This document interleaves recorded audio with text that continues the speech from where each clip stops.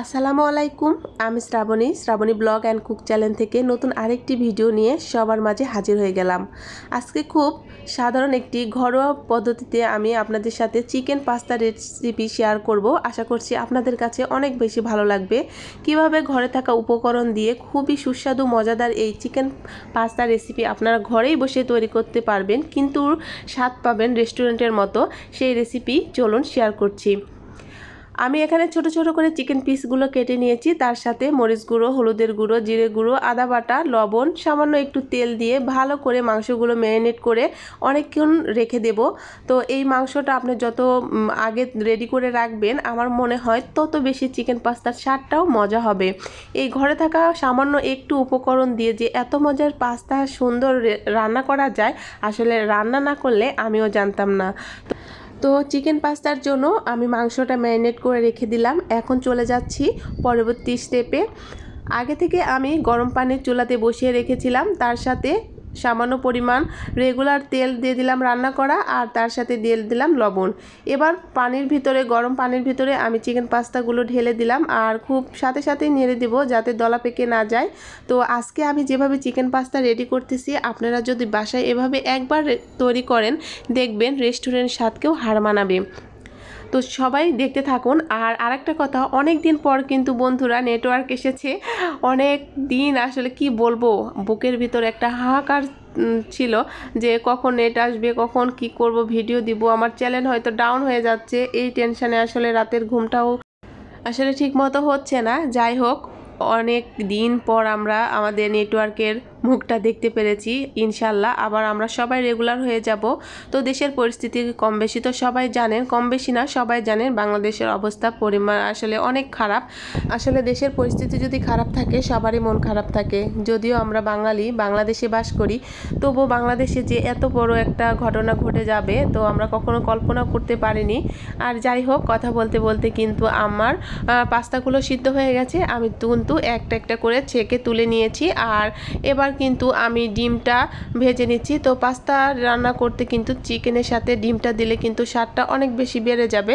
তো ভাবলাম একটা ডিমটা দিয়ে দেই। তো আজকে আমি কিভাবে রান্না করতেছি জানি না কার কাছে কেমন ভালো লাগবে কি না।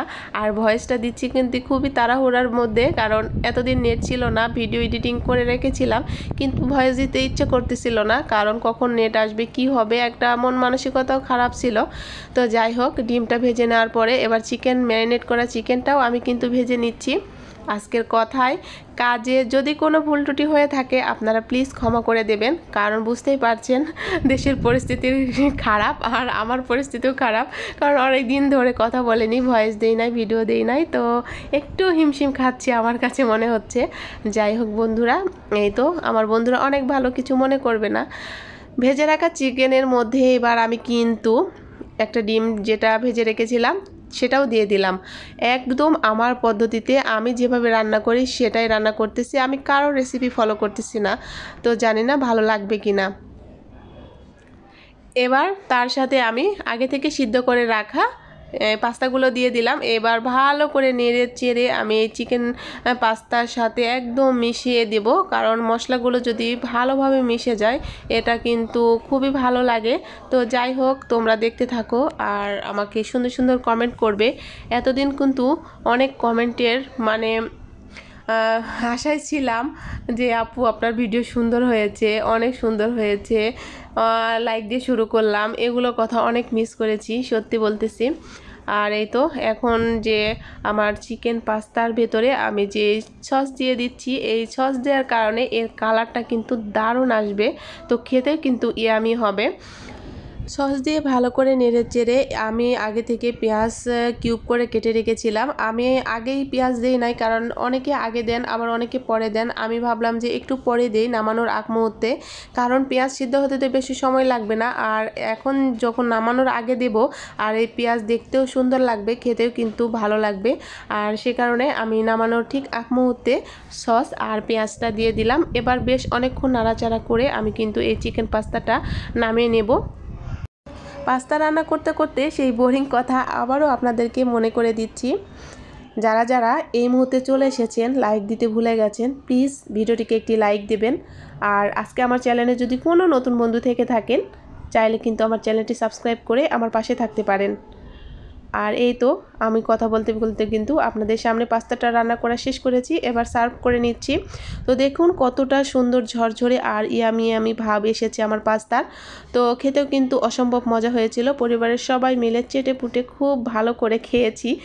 তো আপনাদের কাছে কেমন লাগলো অবশ্যই কিন্তু কমেন্ট বক্সে জানাতে ভুলবেন না। আর আপনাদের সুন্দর সুন্দর কমেন্টস আমার কিন্তু পরবর্তী ভিডিও করার আগ্রহটা অনেক গুণে বেড়ে যায়। সবার সুস্বাস্থ্য কামনা করে পরবর্তী ভিডিও দেখার আমন্ত্রণ জানিয়ে আজকের মতো এখানে বিদায় নিয়ে নিচ্ছি। দেখা হবে নতুন আরেকটি ভিডিওর সঙ্গে। সে পর্যন্ত সবাই সুস্থ থাকবেন, ভালো থাকবেন, আমার জন্য দোয়া করবেন, আমাকে এগিয়ে যেতে সাহায্য করবেন, সব সময় পাশে থাকবেন। আল্লাহ হাফেজ।